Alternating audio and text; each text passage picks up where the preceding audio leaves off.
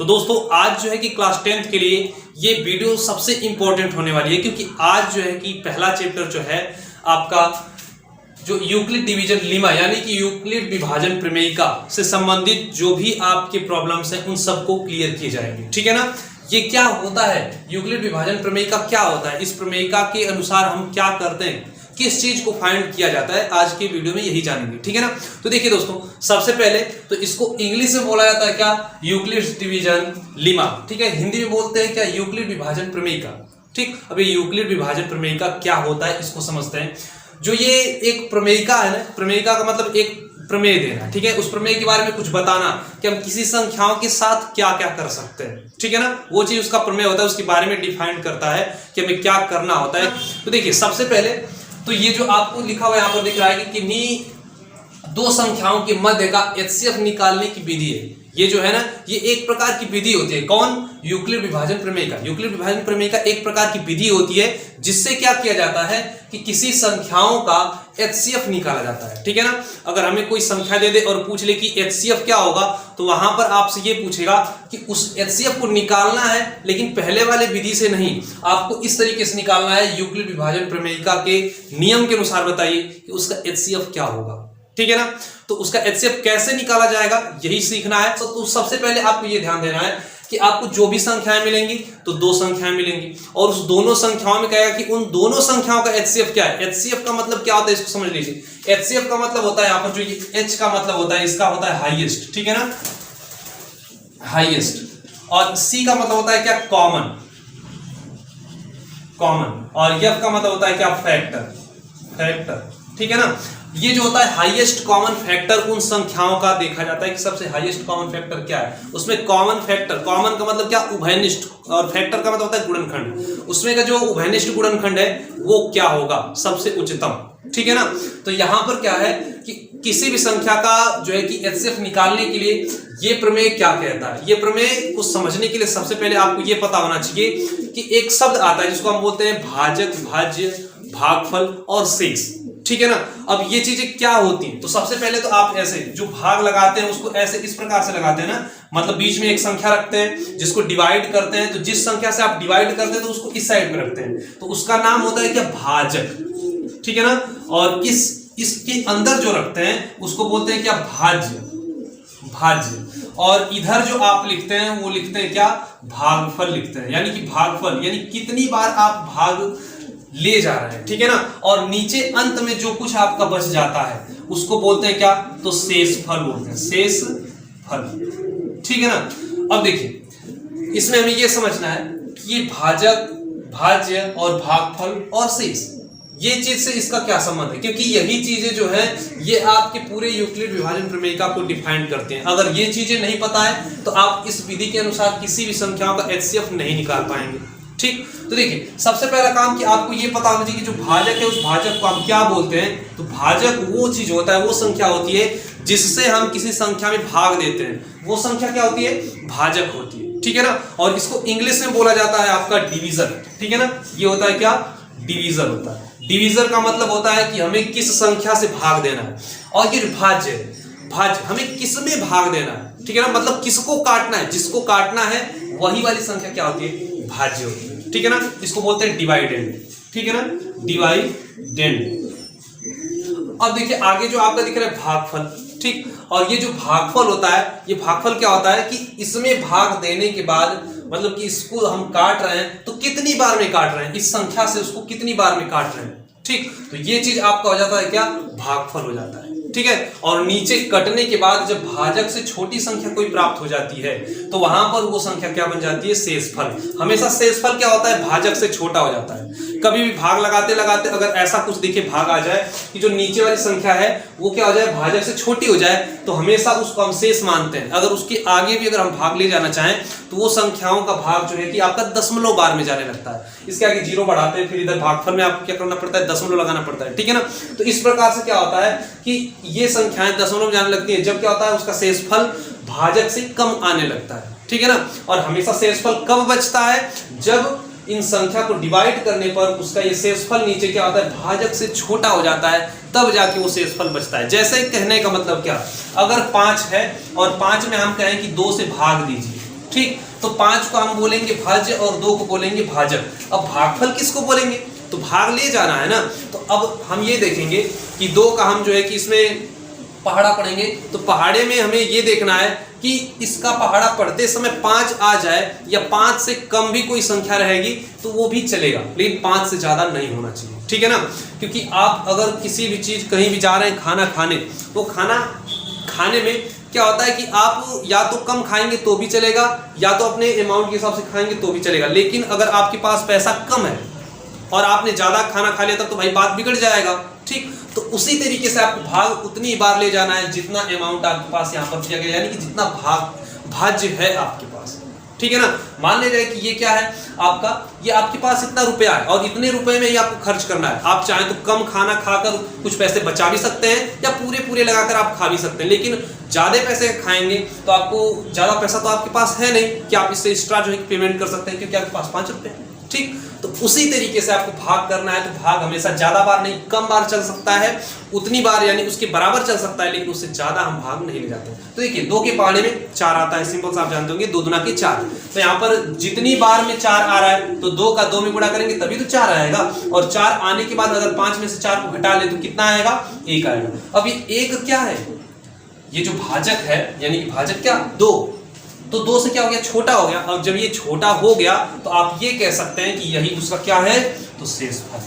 तो अब देखते हैं यहां पर जो ये आप निकालते हैं इसका एचसीएफ, किससे, यूक्लिड विभाजन प्रमेयिका के नियम से, ठीक है ना। तो इस यूक्लिड विभाजन प्रमेयिका के नियम से जब आपको ये चीज निकालना है एचसीएफ, तो हम किस प्रकार से निकालेंगे, और इसमें हमें बस मात्र 2 ही स्टेप में हम क्या कर सकते हैं, किसी भी संख्याओं का हम ये चीज हम निकाल सकते हैं, एचसीएफ निकाल सकते हैं। तो देखिए सबसे पहला काम कि आपको इतना पता होना चाहिए, भाजक और भागफल और शेष, ठीक है ना, जिसको हम इंग्लिश में डिवीजन कहते हैं, इसको हम कहते हैं डिवाइडेंड, इसको कहते हैं क्वाटिएंट, और इसको कहते हैं क्या, शेषफल को रिमाइंडर कहते हैं, ठीक है ना। अब देखिए क्या है इसमें से, ये जो आपको दिख रहा है डिवीजन, ठीक है ना। अब डिवीजन के रूप में और आपको डिवाइडेंड के रूप में क्या मिलने वाला है, तो इसको देखिए। सबसे पहले काम आपको क्या करना पड़ता है कि जो आपका भाज्य होता है उस भाज्य को C से प्रदर्शित किया जाता है, ठीक है ना।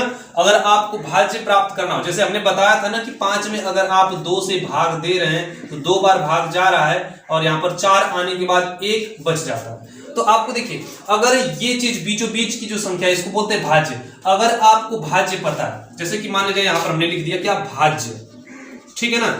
अगर भाज्य पता है तो अगर वो भाज्य लाना है, हमें ये चेक करना है कि हमारा ये भाग सही है कि गलत है, क्योंकि यही जो विधि है ना इसका चेक करने का, वही उसी से हम क्या कर सकते हैं, एचसीएफ निकाल सकते हैं, ठीक। अब देखिए क्या है, तो इसमें भाज्य जो है, अगर ये भाज्य हमें लाना होगा तो हम क्या कर सकते हैं, इस 2 को उठाएंगे और इस 2 को उठाएंगे और कर लेंगे गुणा। तो आपको ये क्या दिख रहा है, ये है भाजक ना, तो आप करेंगे भाजक, ठीक है ना। और इसका गुणा कहां पे ले जाकर कर रहे हैं, तो ये भागफल दिख रहा है, तो आप करेंगे भागफल, भागफल, ठीक। और फिर आपको क्या करना है, ये जो शेषफल नीचे दिख रहा होगा 1, इसी 1 को हमें क्या कर लेना है, जोड़ लेना है। तो हम यहां पर लिख दे रहे हैं शेषफल, ठीक है ना। तो कहने का मतलब कि आपको जब भाज्य प्राप्त करना होगा, हमें ये भाग चेक करना होगा कि सही है कि गलत है। अगर इन दोनों का गुणा करके उसमें शेषफल को जोड़ देंगे तो 5 आना चाहिए, अगर आ जाएगा तो हमारा वहां पर क्या होगा, ये भाग सही होगा। तो 2 दूना के 4 और 4 1 5, तो ये चीज तो सही है, ठीक है ना। तो यहां पर क्या हो गया, इसको सही चेक करने के लिए एक विधि, और वही विधि क्या हो जाता है, यूक्लिड विभाजन प्रमेयिका, और उसी में से हमें क्या एचसीएफ निकाल लेना होता है, ठीक है ना। और जो भाजक है ना वही उसका एचसीएफ बन भी जाता है। तो देखिए अब ये चीज कैसा दिख रहा है, ये चीज आपको इससे मैचिंग खाता हुआ दिख रहा है क्या, ये भाज्य के स्थान पर C है, D के स्थान पर क्या है, ये भाजक है, यहाँ पर इनटू होता है जिसको कि हम गुणा कह सकते हैं, तो गुणा हो गया। और ये जो Q दिख रहा है, Q से मतलब ये आपका भागफल आ जा रहा है, क्वाटिएंट आ रहा है, और R का मतलब रिमाइंडर यानी कि शेष आ जा रहा है, ठीक है। तो इसी से आपका ये यूक्लिड विभाजन प्रमेयिका का फॉर्मूला बना। आपको सबसे पहला काम क्या करना है कि जब आपको 2 संख्याएं मिलेंगी तो आपको इस प्रकार से उसका भाग कर लेना है। भाग करने के बाद जो बीच वाली संख्या जिसको आप काटते हैं उसको C के स्थान पर रखेंगे, यानी कहने का मतलब कि जो बड़ी संख्या, उन दोनों संख्याओं में से जो बड़ी संख्या होगी उसको आपको क्या मानना है, C मानना है। क्योंकि यहाँ पर जो ये आपका C दिख रहा है, ये C हमेशा उसके D से, जो D होता है ये C हमेशा उससे बड़ा होता है, ठीक है ना, ये चीज आपको जान के रखना है। तो सी हमेशा बड़ा आता है और सी को हमें यहां पर रखना है और डी को यहां पर रखना है, क्योंकि दो संख्याएं आपको पता रहेंगी और दो संख्याएं उसमें विद्यमान होंगी। तो विद्यमान कैसे होंगी, जब आप भाग देंगे तो उसमें से निकल के आएगा, ठीक है ना। तो जब आप सी का मान यहां पर रख देंगे, डी का मान यहां पर रख देंगे, अब उसका जब भाग करेंगे तो आपको क्यू और आर ऐसे करके निकल के आ जाएगा, ठीक है ना। तो इस पर हम एक उदाहरण पढ़ते हैं और उस उदाहरण द्वारा हम क्लियर करेंगे किस प्रकार से हमें ये दोनों मिलता है और ये दोनों पहले से ही दिया होता है, ठीक है। अब देखिए इसका प्रोसेस क्या है, मतलब कि हम HCF कैसे निकाल सकते हैं। तो सबसे पहला प्रोसेस कि आपको उस दोनों संख्याओं का भाग करके इसके रूप में लिखना है और तब तक लिखते हुए जाना है जब तक कि उसका शेषफल जो R है वो 0 ना आ जाए, ठीक है ना। हमें तब तक जो है कि करते रहना, हर एक स्टेप में करते रहना। जैसे कि अगर ये चीज आ गया आपका इतना, तो आपको क्या करना है कि आप इसके भाज्य के स्थान पर क्या लिख सकते हैं, 5 रख सकते हैं। फिर यहाँ पर क्या कर सकते हैं, भाजक के स्थान पर तो 2 लिख सकते हैं। फिर यहाँ पर भागफल के स्थान पर 2, फिर प्लस 1।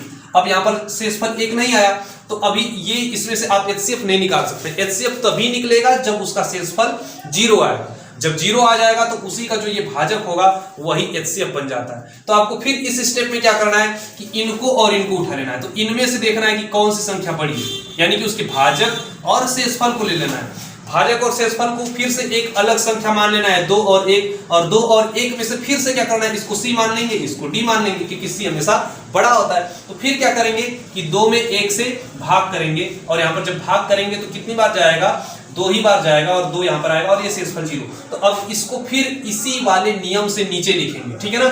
जब लिखेंगे तो यहाँ पर 2 क्या है, C के स्थान पर है तो आप 2 करेंगे और बराबर 1, तो 1 यहाँ पर गुणा क्या करेंगे, तो कितनी बार भाग जा रहा है, 2 बार जा रहा है, 2 करेंगे। फिर यहाँ पर क्या करेंगे, नीचे शेषफल, तो प्लस में करके शेषफल लिखते हैं तो प्लस में 0।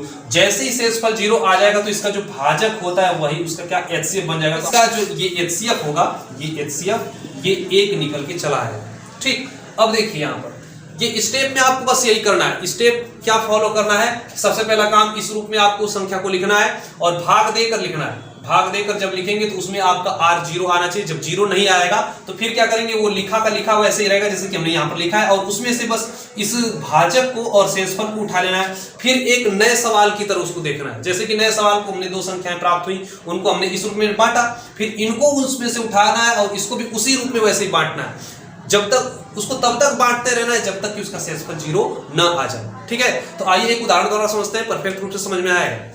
तो अब देखिए यहाँ पर आपका एक उदाहरण है, 135 और 225 के बीच का HCF क्या होगा, इनके बीच HCF क्या होगा, इसको निकालना है यूक्लिड विभाजन प्रमेयिका के नियम से, ठीक है ना। इसका नियम कैसे कैसे है, हर एक स्टेप को फॉलो करते हुए चलेंगे। पहला स्टेप ये कहता है कि आपको इन दोनों संख्याओं में ये देखना है कि कौन सी संख्या बड़ी है। तो ये बताइए 135 और 225 में से कौन सी बड़ी है, 225। तो आपको C बराबर क्या मान लेना है, 225, और जो बचा है 135 वो D के स्थान पर आएगा 135। अब क्या करना है, इन संख्याओं को इस रूप में लिखना है। इस रूप में हम लिखें अगर, तो ये आपका 2 संख्याएं पता है, 2 संख्याएं उसमें विद्यमान है, तो विद्यमान होने वाली संख्याओं को निकालने के लिए हम भाग करेंगे। लेकिन पहले देखिए इसको हम कैसे लिखेंगे। तो C के स्थान पर आ गया कितना, 225, और फिर बराबर का चिन्ह लगाएंगे। D के स्थान पर क्या, तो आप 135 लिखेंगे। लेकिन अब आपको Q का मान नहीं पता है, तो अब आपको यहाँ पर करना क्या है कि सिंपल सा काम करना है। इस 225 में क्या करना है, आपको 135 से भाग कर देना है। 135 से अगर भाग करें तो अगर 2 बार ले जाएंगे तो यहाँ पर इससे ज्यादा हो सकता है, इसलिए आप 1 ही बार ले जाएंगे। तो एक बार जब भाग ले जाएंगे तो हो जाएगा 135, और यहाँ पर इसको घटाएंगे तो 5 का 0, और यहाँ पर लिया हासिल 12 में से 3 गया 9। अब यहाँ पर 90 बच जाएगा उसका शेषफल, और ये 90 क्या हो गया, 135 से छोटा हो गया। तो जब ये छोटा हो गया तो आपको इसी रूप में लिख लेना है। तो अब देखिए Q का मान क्या, Q का मान जो भागफल होता है उसको लिखते हैं, तो यहाँ पर गुणा हो जाएगा 1, ठीक, और प्लस, तो प्लस रिमाइंडर क्या बचा है, शेष, तो 90 बचा है, 90 हो गया। हमने कहा कि अभी HCF आपका नहीं आया, इसको हम ऐसे ही लिखते जाएंगे। कब तक लिखते जाएंगे, जब तक कि उसका शेषफल जो होता है, रिमाइंडर जो होता है, R का मान जो होता है वो 0 न हो जाए, ठीक है ना। तो अब आपको क्या करना है, जब ये 0 नहीं हुआ तो फिर से आपको उसमें से हमने कहा कि 2 संख्याएं उठानी है। कौन कौन सी, ये जो आपको D का मान दिख रहा है और R का मान दिख रहा है, यानी भाजक और शेषफल को फिर से ले लेना। तो आपका 135 मिला और फिर 90 मिला। अब इन दोनों के बीच का संबंध देखेंगे, तो इन दोनों के बीच का संबंध सेम ऐसे निकालेंगे जैसे कि हमने 135 और 225 का निकाला था। सिंपल, ठीक है ना।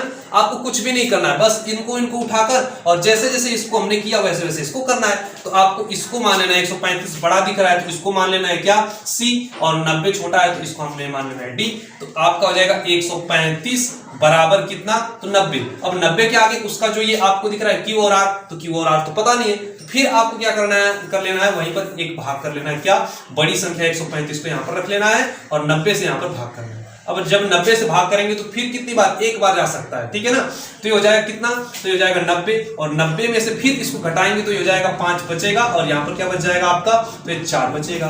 ठीक, अब ये 45 क्या हो गया, 90 से छोटा, तो ये शेषफल हो गया। फिर आपको क्या करना है, इसी वाले नियम से लिखना है। तो देखिए C का मान 135, D का मान 90 और Q का मान अभी क्या आया, तो 1 आया तो 1 रखेंगे, और R का मान प्लस R का मान क्या आया, तो 45 है, 45 रखेंगे।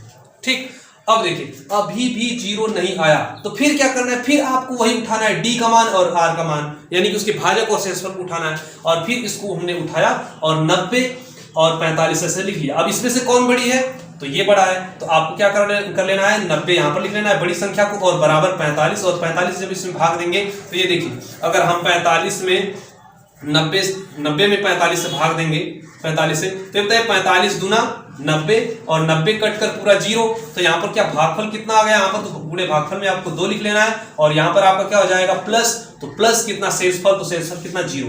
अब ये चीज आपको जो दिख रहा है इसमें शेषफल 0 आ चुका है। जब ये 0 आ चुका है तो आपको क्या करना है कि इसी का जो ये 45 यानी कि जो ये आपका D का मान दिख रहा है वही D का मान आपका HCF बन जाएगा। तो आप कह सकते हैं कि ये जो संख्या 135 और 225 है इसका HCF कौन होगा, तो आप कहेंगे 45 होगा, इसका HCF 45 होगा। इस तरीके से आप किसी भी संख्याओं का जो है कि निकाल सकते हैं यूक्लिड विभाजन प्रमेयिका के हिसाब से उसका HCF, ठीक है ना।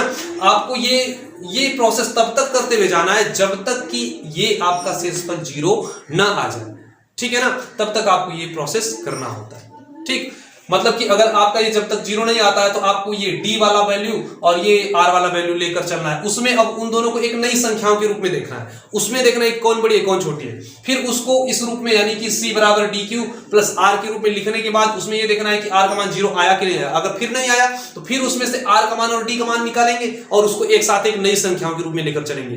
ठीक, जब आपका R का मान 0 आ जाएगा तो उसमें से D को उठाएंगे और कहेंगे कि यही उसका क्या है, HCF है। किसका, सबसे पहले जो संख्या आपको मिली थी फाइंड करने के लिए उसका HCF है। ठीक, तो आशा है कि ये चीज आपको समझ में आया होगा। अगर समझ में आया होगा तो एक बार चैनल को सब्सक्राइब कर दीजिएगा अगर नए होंगे तो, और अपने दोस्तों तक शेयर कर दीजिएगा।